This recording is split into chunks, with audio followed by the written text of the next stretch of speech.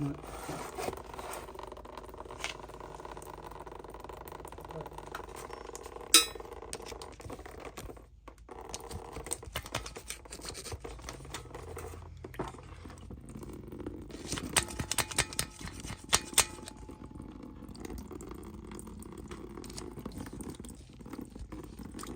That's not a good sign.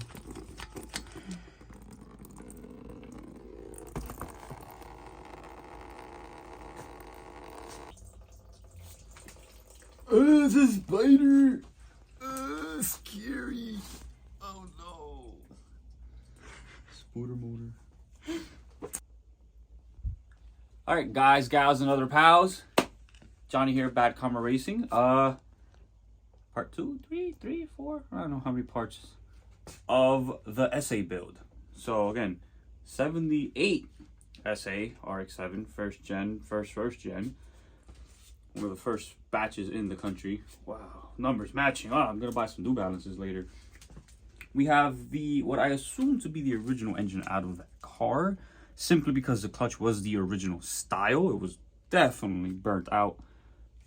There's no indications that this is a reman. These are just factory stamps here. Remans normally got like a little heat marker stamp here or there that when they would overheat, the marker would fall off and you can kind of see where they were to indicate that, hey, this has been overheated, but it is also a reman. So, oh, got a spider friend there. First thing I am going to do is remove the water pump and the water pump housing. So right off the bat, I can tell this is either an original water pump or a new old stock / older style water pump, being that this is a cast iron pump. You really can't get the cast iron pumps anymore aftermarket. They stopped being available a long time ago. So it's either the original ones, which they did come cast iron, or very early on in its life, it had a water pump replacement, which also are cast iron. So just a bunch of dropping stuff. I didn't need that one anyways. It was just hold the wires on. But all these are 12s, or they should be 12s. I've caught a couple 13 mils. Seems like somebody was in there either changing bolts or they broke them off or what have you. A lot of corrosion on these, so it's bit sticking to whatever it can find. Socket, I mean. And again, Timu Stubby doing that work. So cannot complain. And then if this is your first, well, if you're watching me for advice, oh, that's rusted out. That's not locking anything else. But yeah, if you're watching me for advice, it's a poor choice, but label and bag everything. At this point, I have rebuilt, I don't know, 8 or 9 of them. And they're all fairly recently, so I kind of remember where everything goes.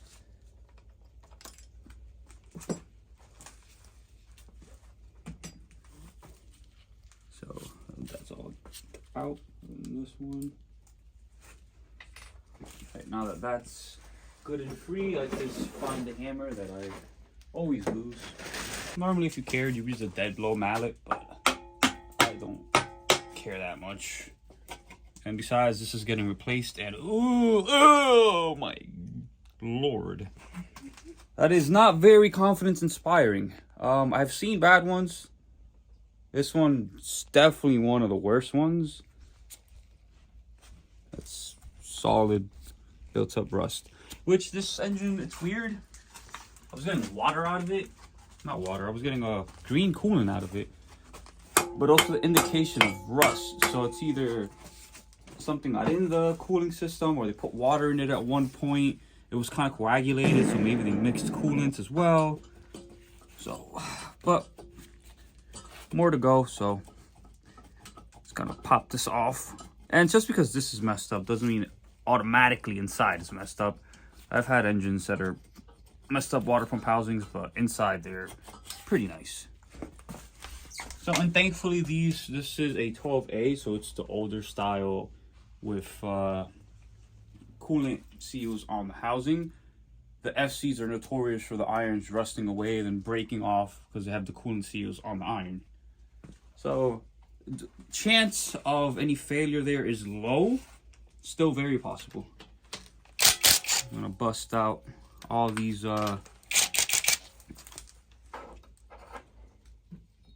front cover bolts. Again, these are all go in a specific order, but I kind of have it memorized where they all go. I will have to take this line off. I just put it on there so it wouldn't leak any oil on the ground.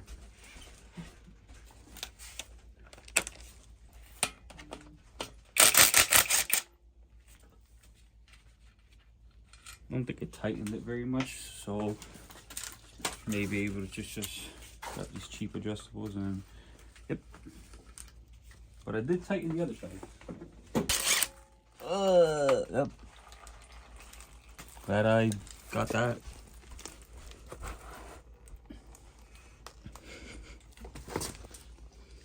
Glad I installed that properly.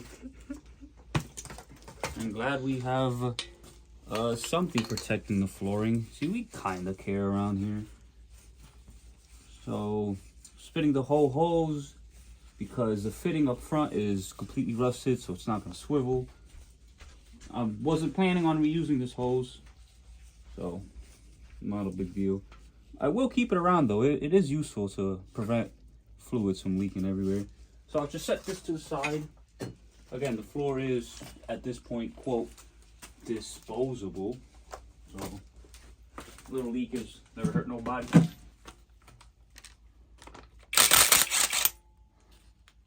And then, so the engine stand, good old max speeding rod. It's what I could get for next day. I'm not a big fan of it. It's not really compatible with my whole engine stand, as you can see here. Doesn't really line up very well. Should have drilled it out, but it gives me more access. The other one I had blocked off the spark plug hose. It wasn't a big fan. It's also kind of side heavy. So, right. Now this needs to be flipped upside down so I can get the pan bolts out. All right, upside down, kind of hard. I really need to drill that out. So let gravity put us on the side instead, and then this will be sped up because this is, whoa, that's loose. First bolt touched, that's loose. What about this one? That's loose. That's loose. I did not touch any of these bolts. See, that's tight. So there's something wrong. Yeah, oh my god. Something wrong. Not good. Did not touch any of these.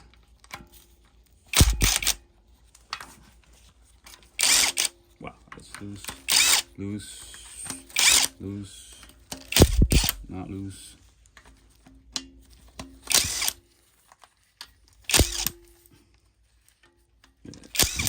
You hear it when it's like smacking, that's because it had some resistance on it. If you don't hear any smacking, loose, loose, loose, not loose. Wow.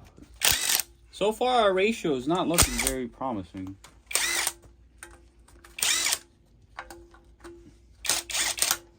Could also be due to the exhaust being on this side. Not saying that's why, but it's a possibility. Put those away. Get ready for the big spill. So if an animal didn't silicone your pan on, you should just be able to give it some very light taps. Again, normally use a dead blow mallet, but you know, do as I say, not as I do. There you go. Oh, that's burnt. Buddies never change their oil on time. That's not good. But what is this? Dirt or flake?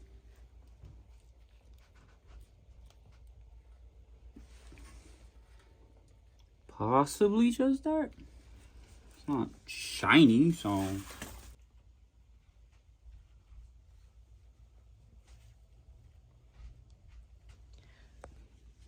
After that grim reveal, we're gonna pop the front cover off.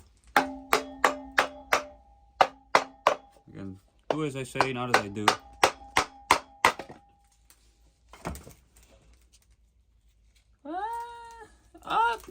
Not the worst. Yeah, I can clean this up easily. This chain is insanely loose. That is very bad. Like, chains on rotaries, they're not gonna be tight. And if they're tight, you may have an issue. So, a normal chain tension on a rotary, you're looking like, let's say like this much. About that much chain tension. That's considered normal and reusable. This, on the other hand, I should not be able to do that. So, scary. Ooh, can you smell it? I don't want to put the 19 on. That's good enough. So, another tech tip. Don't undo this. Do not undo that. That is for losers. Just undo the 10s. You have to undo the 4 10s anyways.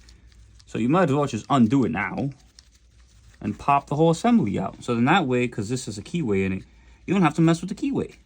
Assuming that, you know, the oil pump is even good.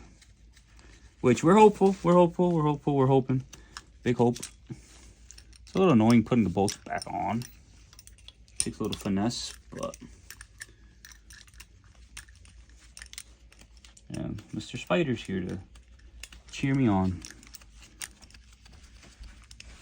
Alright,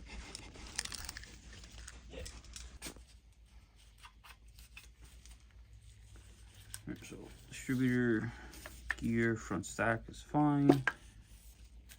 Pop this off, it comes up as an assembly. So this, just pop that down. This chain is basically garbage. And the oil pump is not bad, surprisingly. Yeah, that's a pretty smooth surface. Normally, if these were real bad, they'd be pretty ridged up. You can see a little ridge. Can't catch it. Internally,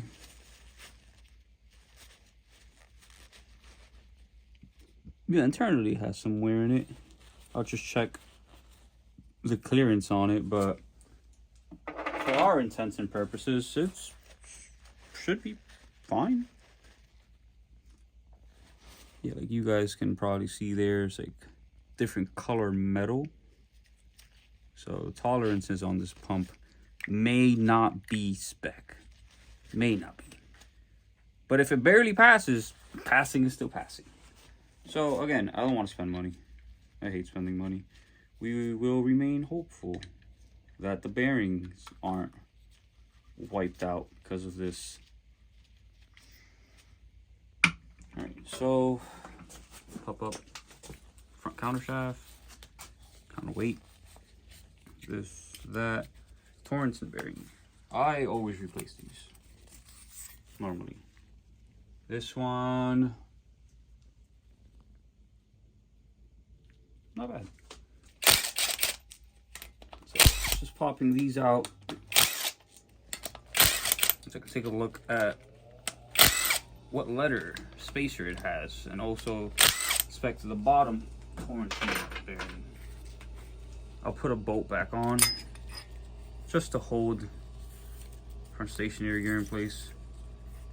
And we have this little washer doohickey that I can never get out, so I'm not going to bother right now. This looks fine. And the letter is gone. Oh, nope. It's a Y. Okay.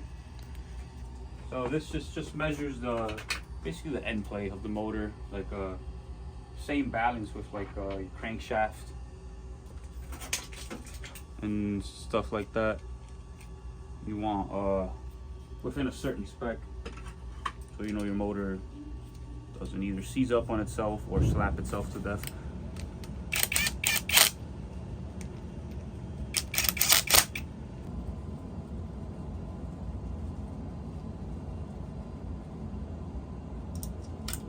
So let's brute force these off. Hopefully they do something. Nice. Okay. Let's try to do it in somewhat of a pattern.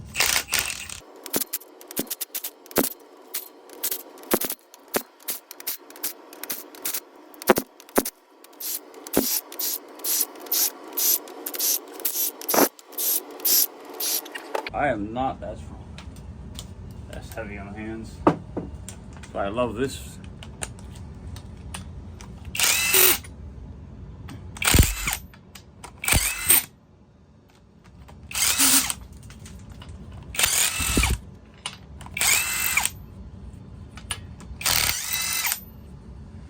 Okay. Pop our Johnsons out. They are so far so decent. Normally I pop these out, they're super rusty. But these are one of the better sets I've taken out of a motor. Definitely nice and reusable. Except for this one. This one's always messed up, but that one always sits outside. So we're gonna let them pass. Alright. Got those off. Oh yeah, kind of stinky. And we'll pop the front, the rear iron. All right, so again, do as I say, not as I do. I don't know where my mallet went. So a little bit of a light taps all around.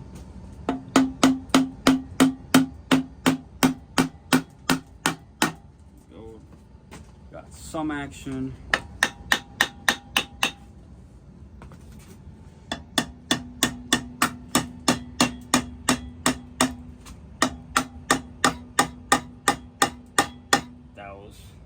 I just felt that one let go. This one I felt it let go. Hopefully it's just, oh, there we go. Rug pull. And, okay, it's gonna be fine. It's gonna be fine.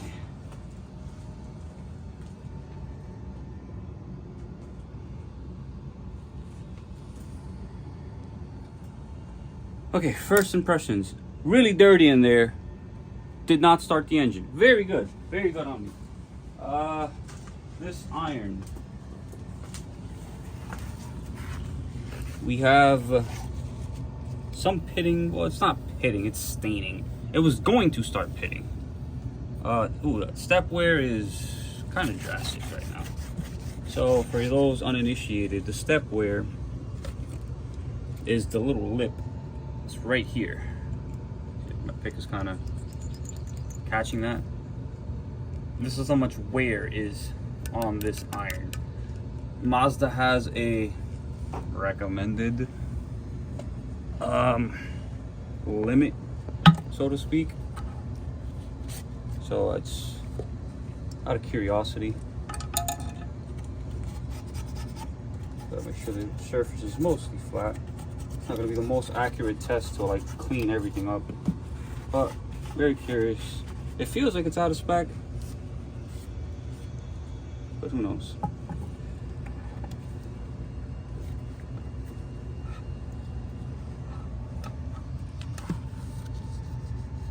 Nah, I should have checked the other side. This side isn't as bad. So, got it all zeroed out, cleaned up. I'm just gonna slide it over, slide it back, slide it over, slide it back, slide it back here, zero that out, slide it over, slide it back. Wow, okay. Maybe I was judging a book too harshly. It seems like, again, zero it out, 0, and I'm on this side, so the taller side. And if I rotate this bit, well, not this bit, this dial indicator, it goes to about -4, negative 0.04 millimeters. I think the service limit is actually 0.10. So that's pretty good, pretty good. You can see here that if I go back to the high end, so to speak, it'll roughly go back to 0. Yep, so I hit 0 for a second if I kind of rotate it in the correct position. But this is about I would safely say a 0.03 to 0.05 millimeter drop. And 0.5 is on a high end. Again, I'm not being the most accurate right now, but I'd have to clean everything up better. But so far, so good. That's passable. Very much passable. I can give it a quick at-home flattening just to help me sleep better at night. The fact that this is here is not really a big concern. Most of your compression happens roughly, if you would chop it in like a quarter, like roughly like this much is actually important. This is important for where the plugs are at, fire. This is where your power happens, power stroke. The exhaust kind of gets shoved out this way. So not much is happening on this area other than being really hot and flowing the exhaust out. So if we have sealing issues here, which I've ran worse, this isn't too bad, we'll be just fine.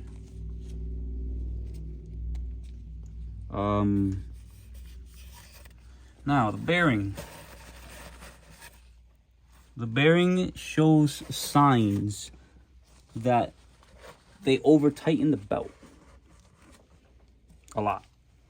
So as you can see down there on that second layer, it's bronze, that's copper for the bearing. I can guarantee you that when I take the front stationary gear off, it's gonna be worn up here on this lip, up here, up top in this general area. Why? Because the eccentric shaft is just a shaft. So if you over tighten the belt, you're bringing the shaft up and you're wearing a groove down. So this is a shaft and you've over tightened the alternator belt going up. Well, now this part on the front stationary gear is gonna start rubbing. So don't over tighten your belt, guys. Will I be reusing this? Depends how I feel. Because, you know, put new bearings in them, you gotta break them in longer. Depends how I feel. It's not bad. Up next, we have second most important part in my opinion. Irons are the third most important. The rotor, man, this smells. The rotor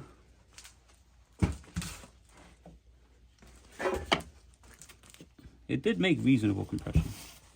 Also, but it did have one stuck side seal. I want to see if I can, oh, I already found it. You guys can see right there. This seal is pushed down compared to how, gonna see like there's a lip right there, and then I go down, and my pick falls off. So this seal is stuck. And then on this side, they all seem to be freed up. So this would have probably freed itself up. Thankfully, I did not run it.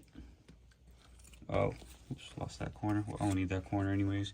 These seals are more than likely way too shrunken to be used anymore.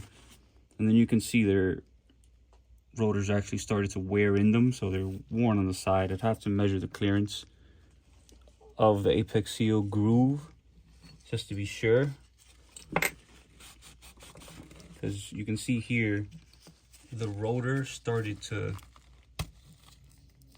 either wear in the apex seal and kind of like steal the metal, or the tip itself has started to kind of groove.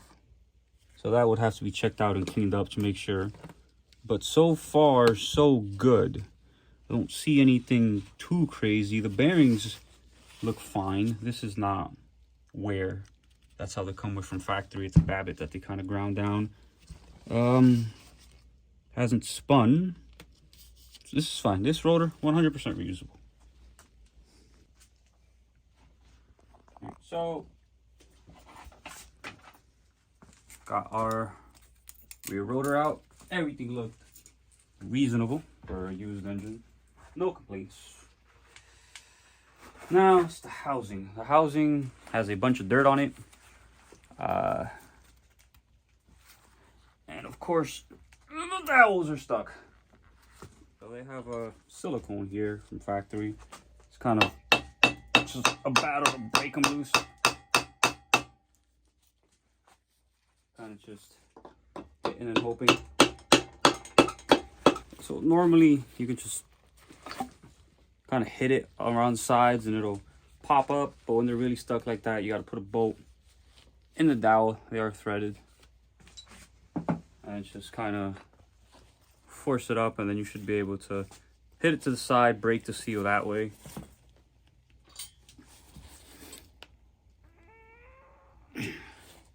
Wish I had a slide hammer right now. Let's try to pivot it.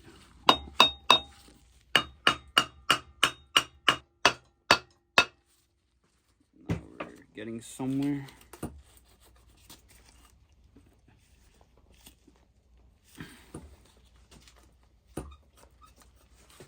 That was definitely not happy. Lightly prying on the side. I'm not trying to mar the surface.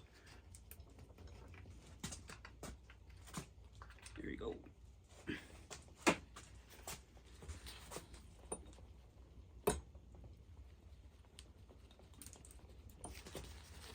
On, you can do it. Whoops. Oh yeah, that's definitely nice and burnt down there for that dowel. It's gonna take some persuasion to free that bugger up. Ooh, got a chunk of whatever. Got a chunk of whatever coming out of there. Not tasty. It's a rock. Gunk. Alright, time to wipe a truth.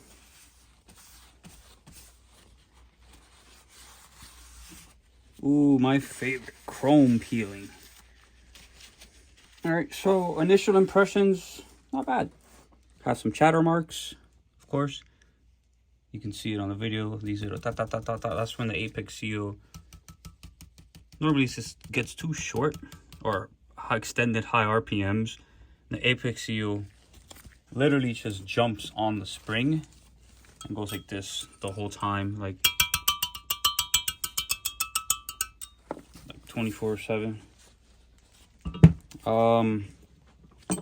We do have some marks on it, as you can see, perpendicular marks. So again, maybe something got in the engine while it was running. You can barely catch it with anything. It's on near the exhaust side. Doesn't, yeah, it kind of extends into the compression side too. You can hear it. So the edge wear here as well. Then we have some chrome flake alongside the edge wear, which is wonderful. That's not actually wonderful. And we have a lot of chrome flake here. So I forgot the limit. I think the limit is like 2.5 millimeters, Mazda says. So we are at 2.5, I think was the limit, if I'm not mistaken. We are just barely at or past the limit. So ever so slightly, like the most I seem to be able to get is about a 2.7. So technically, on paper, this housing is trash. Well, destined to be trashed. But technically, I can't get another one. Technically, I don't want to get another one. So this will be resurfaced and reused because the chrome is not that bad. The flake is sad, but it's not It's more near the exhaust side, so it wouldn't affect too much. And you can't get 12A housings. Hey, another spider. Oh, these guys are cool. Yeah, this I'll just resurface it. As you can see, most of the edge wear is on one side. That's where the tip of the apex seal was. So when I reassemble this engine, I'm either gonna swap the housings. Well, no, I wouldn't swap the housings. I mean, I'm gonna put the tip of the apex seals on this side instead. Or no, other way around. I'm sorry. I'm gonna put the tips on this side, on the bottom. So then that way, the long side of the seal, which is this side, you can even see on the seal itself roughly where the edge wear was starting to take its toll. So this seal was like this, and it even fits in there perfectly. So it was going like this, whatever. So if I take this side, which is where most of the compression would happen on this apex seal, and I put it on this side, it gives it the best chance to make the most possible compression. Why? Now you see it's lined up flush on this side, and then where's the tip, apex seal tip? It's right at the edge wear line. I think I tossed the tip somewhere over here. Whatever. You guys kind of get the reference. Then the apex seal tip would go here, and it would complete. But as you can see, there's always going to be a compression loss where these two meet, or where the tip would meet. So by doing that, I increase the compression just enough so it'll probably run for a couple thousand miles, hopefully. Not bad. All right, so classic, again, dowels. So damn rusty. It wouldn't let go, so it just came out as one unit. That's fine. The eccentric shaft, like I was telling you guys, the E shaft, I'd have to put it on some V holders, but I mean, there's no deep gouging on it. Don't feel anything crazy, so the visual gets a pass. I'll go down for now. The housing relinquish its grip from the dowel. Probably now I'm gonna have to give it another persuasion from this side.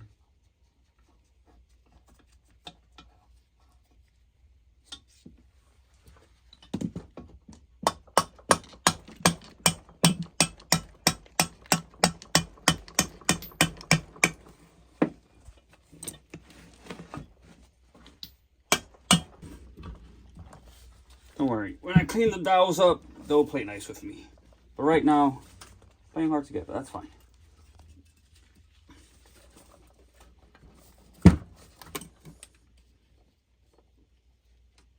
Come on, it's like a Chinese finger trap. There you go. So I will look at you in a second. I'm looking at you guys in order. So we have center iron.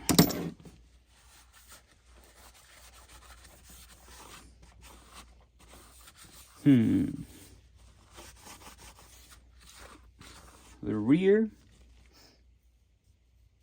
about the same as the front, honestly. Nothing crazy, you know, standard kind of discoloration on the exhaust side. I have to check it for warpage just to make sure it's not like unusable. But the front, which I knew was going to be bad, the plugs all came off rusty. So the nitriding on this is gone. That is a given. Nitriding, very gone. Very, very gone. But it's gone enough that I'm not going to reuse it.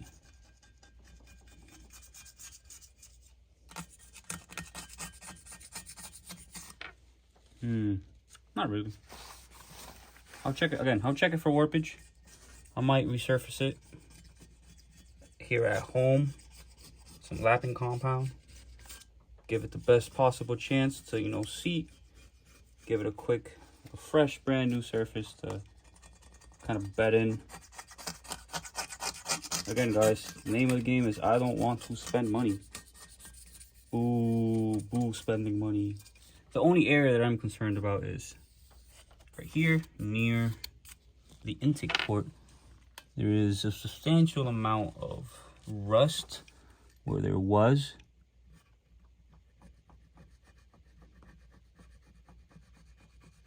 I don't see any pitting. It's just mostly marked up. That will need some further investigation, but I think we pulled it out just in time. Any more and it would have definitely started extremely rusting.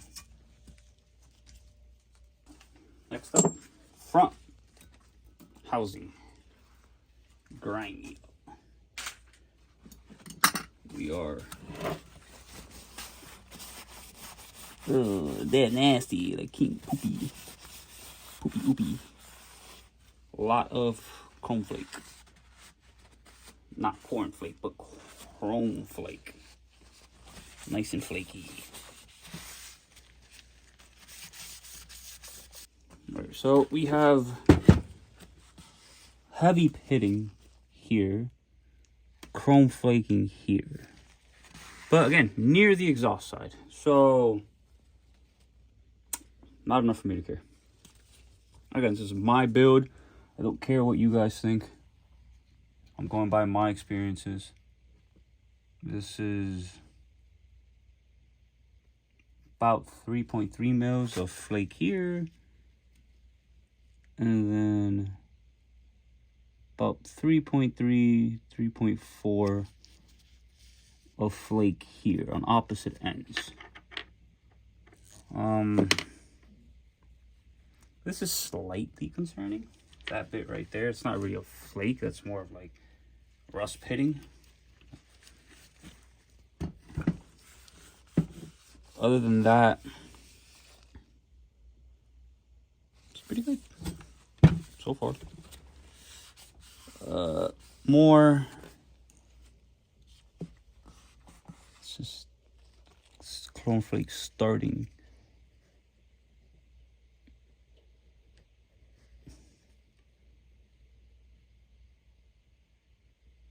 Yeah, in various couple spots we're at like 3.3. Wow, that's giving me a headache. Smells like shit. 3.3 chrome flaking, which by Mazda standards is garbage. By my standards, I'm probably gonna get away with it. How long would it last? Beats me. Will it last? Beats me, man. Ow. Classic. Could be worse. That's nasty. Okay. This apex seal. Clearly, dirty, rusty, poopy. The bearing. Is it dirty, rusty, poopy? No, it's fine. Categorically, it's fine. Keep losing my apex tips, guys. The apex seals, man. Gotta get them apex seals, man. Love apex seals, man.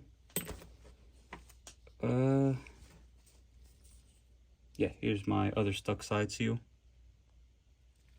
That would explain. Again, the face of the low compression. The rotor, I'd have to clean it up. This is atrocious.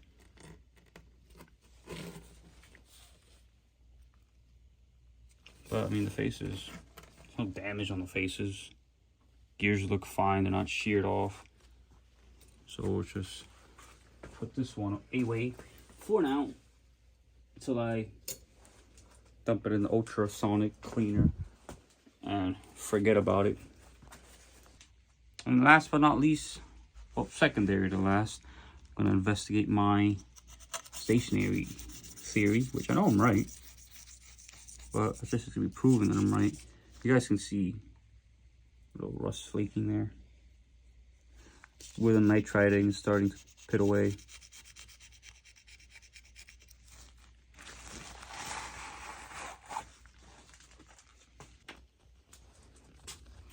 So again, the further inwards I went, the more pitting. It's not even pitting, it's light surface rusting. Because again, the nitride probably sat with water. This doesn't have a lot of step wear at all, so it'll be really sad to condemn these irons, especially since I don't want to pay for new ones. So I'll try to see if I can bring them back to usable status. And just like I said, guys, can't really see it from that angle. See if I can just flip this over, because now it doesn't weigh 50 pounds. Like I said, guys, as you can see here, stationary gear bearing has worn, okay, let's grab a light, has worn on the opposite side. Wow, it's like I've seen this before 50 times, matter of fact. Stop over tightening your alternator belts, because that's what happens. Naughty boys. So, final thoughts. If this was like 20 years ago and I was actually old enough to work on these cars, I'd be like, this is garbage. But now it's 40 years. A lot of years since this motor first came out. Has about 139,000 on it, roughly, give or take. It's been sitting for over 3 decades. Wow. Well, not over 3 decades, almost 3 decades, but still, wow. It's a long time. I can't do math. That's why I work on cars. I'm stupid. Anyways, yeah, I can build a motor out of this. I'm confident. Some porting. Nice little bridgey. Forget all about it. You won't even know it's that messed up. The bearings, I will probably be reusing them. Bearings are cheap, like $30 or $40, but again, I don't want to press them. And then, kind of common knowledge that if you disturb the bearing, press it out, press it back in, and you do it wrong, you're more liable to spin it.